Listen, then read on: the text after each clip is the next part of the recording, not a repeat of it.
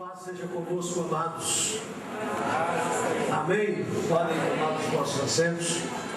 Nós, com muito carinho, queremos agradecer ao pastor José Maria, à pastora Viviane, pelo convite para estar aqui nesta noite especial, né, meu irmão?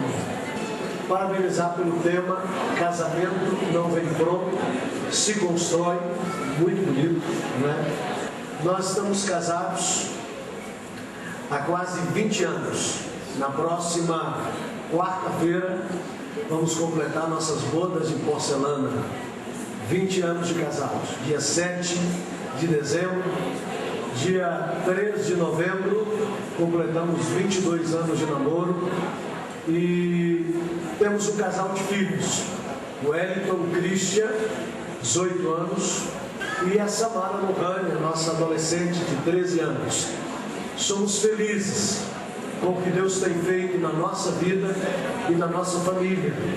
E queremos aqui nesta noite poder compartilhar com vocês um pouco daquilo que nós temos ministrado pelo Brasil ao longo desses últimos 18 anos, dedicados ao trabalho de viajar e ministrar palestras para a família, para casais, sobre liderança, enfim. Hoje especificamente para casais. O amor está no ar. Ouça, porque, queridos, por favor, olhem para cá todos. Obrigado, Michel. Muito obrigado. A Bíblia diz em Gênesis do capítulo 2, a partir do versículo 18. Vão me ajudando aí para ver se é isso mesmo que está escrito. Lá diz que disse mais o Senhor Deus: não é bom que o homem esteja só. Far-lhe-ei uma auxiliadora que lhe seja idônea. Diz a Bíblia que então o Senhor Deus fez cair um pesado sono sobre Adão, e este adormeceu. E enquanto Adão dormia, o Senhor Deus lhe disse: Adão, meu filho, durma bem essa noite, porque a última noite você vai dormir sossegado. A partir de amanhã tem uma mulher do seu lado para tirar o sossego. Amém, mulheres? Não? Não. E disse o Senhor Deus: Adão, durma tranquilo, porque o tempo de cantar chegou. Eu preparei um presentaço para você, Adão. Você vai me agradecer pelo resto da sua vida. Amém, mulheres? Ah, melhorou. Maravilha, melhorou, né? E diz a Bíblia que o Senhor Deus tirou uma das costelas de Adão, cerrou a carne em seu lugar, e da costela que o Senhor tirou do homem, formou uma mulher. Quando Adão viu, nasce a primeira poesia da raça humana. Ele diz: esta afinal é osso dos meus ossos e carne da minha carne, será chamada varoa, porquanto do varão foi tomado. Por isso deixará o varão pai e mãe, se apegar-se-á ou apegar-se-á a sua mulher, e serão os dois uma só carne. E o texto completa dizendo que ambos, homem e mulher, estavam nus e não se envergonhavam. É assim que começa a história da família, a primeira instituição que Deus criou na terra.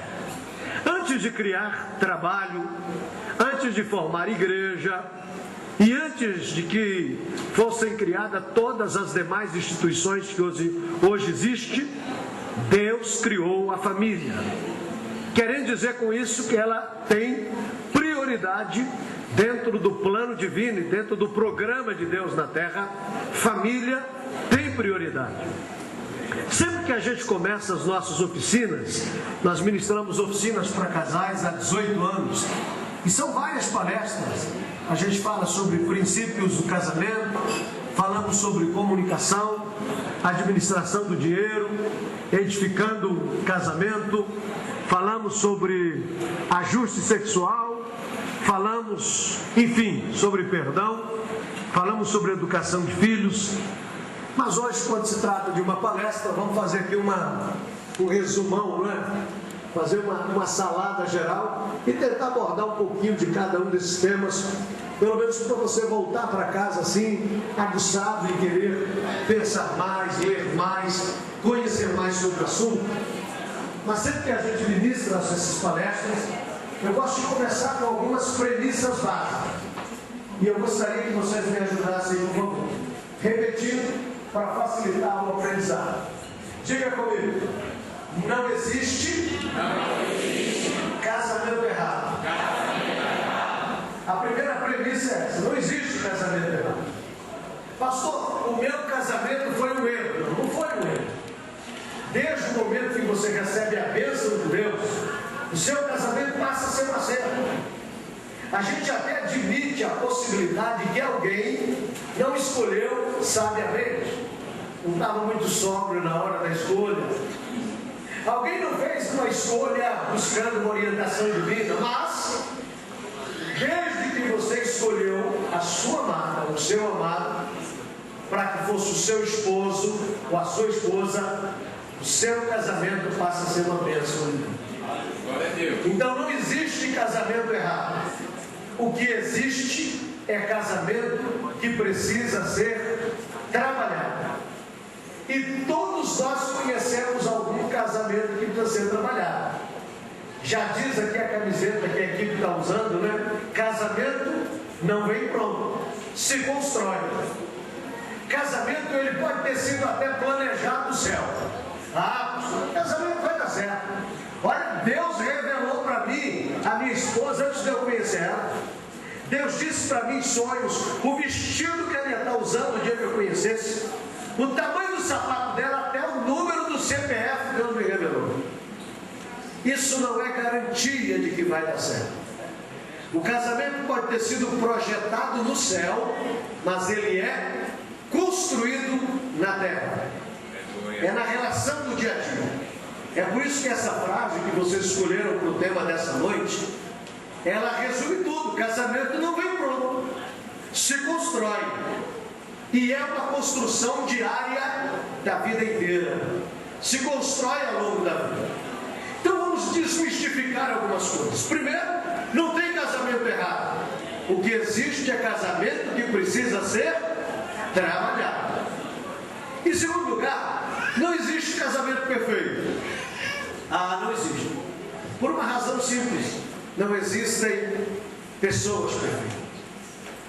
Se não existem pessoas perfeitas, não há casamento perfeito, não há igreja perfeita, não há sociedade perfeita.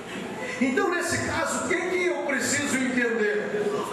É que o meu casamento precisa ser construído dia a dia, com firme propósito de, apesar das minhas falhas e apesar das falhas do meu cônjuge, nós construirmos um casamento feliz, cheio de algumas imperfeições, cheios de alguns problemas ou de algumas crises virão, mas que é possível viver bem e viver feliz.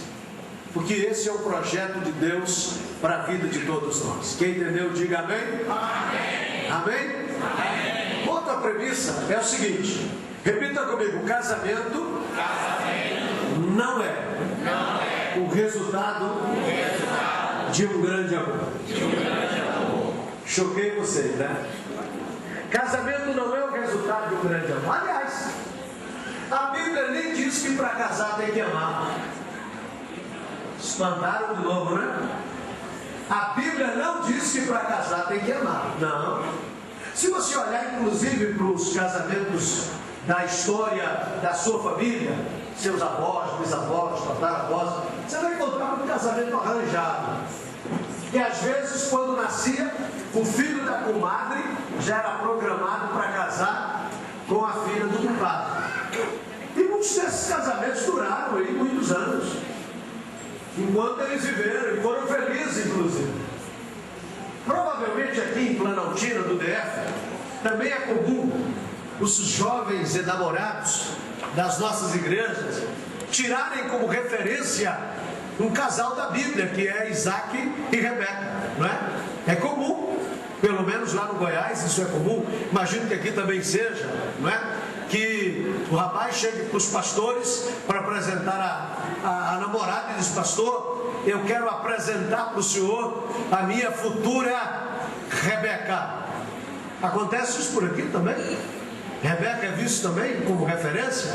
Assim também a moça, né? Que chega para o pastor, para pastores e os pastores: eu quero apresentar para o senhor o meu futuro reboco, não é? O reboco da Rebeca, o meu futuro Isaac. E se você observar na Bíblia, Isaac e Rebeca só se conheceram na hora de casar, no dia do casamento, e viveram felizes, tanto que os nossos jovens tomam esse casal como referência. Então repita comigo: a Bíblia não diz. Quero ouvir vocês falando: a Bíblia não diz que para casar tem que amar. Mas a Bíblia diz. Mas a Bíblia diz que casou, agora tem que amar. Você podia até não amar antes, mas agora casou, agora passa a ser mandamento, irmão. Marido tem que amar a esposa, esposa tem que amar o marido. O grande problema nosso é que no que diz respeito ao conceito do que é o amor. Porque na nossa cultura latina, na nossa cultura, a gente tem a ideia do amor sempre voltada para o sentimento. Então amor para nós é um sentimento. Ah, pastor, eu estou amando, não é? Olha, pastor, eu estou amando.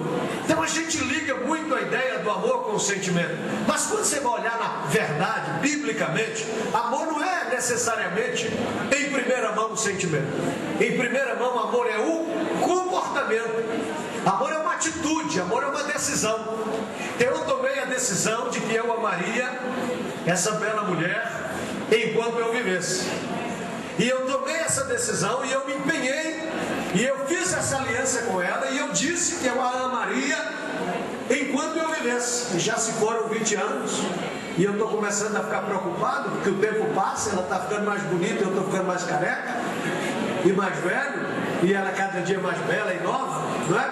Mas eu disse que a amaria, e ela disse que me amaria, e eu tenho procurado honrar isso, e ela tem procurado honrar isso. Isso é o amor, é uma decisão que você toma. Mas será que não tem dia que dá vontade de esganar o outro? Um dia perguntaram para a esposa do grande pregador Billy Graham, né? Perguntaram: pastora, a senhora já teve vontade de separar do seu marido? Ela disse: não, separar não, agora de matar algumas vezes. Tem dia que é assim mesmo. Mas aí você lembra que você tomou uma decisão, e você empenhou um compromisso de que amaria. Você lembra que quando o pastor estava fazendo o seu casamento e disse: promete amá-la na alegria ou na tristeza? Ele não estava te dando alternativa. Isso não era fácil. Prometo na alegria, claro. Na pobreza ou na riqueza? Ah, na riqueza, não tem nem o que pensar, né? Na saúde ou na doença? É claro que é na saúde. Não era uma coisa ou outra, era uma coisa e outra. Foi uma palavra que você prometeu, e você tomou uma decisão de que amaria. Amar é isso. Amar é dedicar, é pensar no outro dia após dia. Amar é não tentar mudar o outro, é mudar a si mesmo. E a gente tem uma mania de querer mudar o outro, não é? Os maridos querem que as esposas sintam, pensem e reajam como homens. Olha que loucura! E as mulheres querem que os maridos sintam, pensem e reajam como mulheres. Olha que maluquice! Homens e mulheres foram feitos por Deus e projetados de forma diferente, irmão. E viva a diferença. Mas a gente passa anos e anos tentando fazer com que o outro seja parecido com a gente. A gente começa a dizer assim: ah, se fosse eu, faria diferente. Mas não é você. Ah, meu bem, se fosse eu, no meu lugar, no seu lugar eu faria assim. Mas não é você no lugar dela. Então a gente tem que parar com essa, sabe, com essa loucura. A gente tem que parar com essa mania de achar que a gente tem que deixar o outro parecido com a gente. Porque se você fizer isso, Depois que você conseguir deixar a esposa parecida com você, meu irmão, você vai odiar o seu trabalho. E aí você vai separar dela e caçar uma 20 anos mais nova para casar. Então, pare com isso e aprenda a aceitar o outro como ele é, como ela é. Hoje a gente vai falar um pouco sobre essas diferenças entre homens e mulheres, né? Homens e mulheres reagem de maneira diferente, né?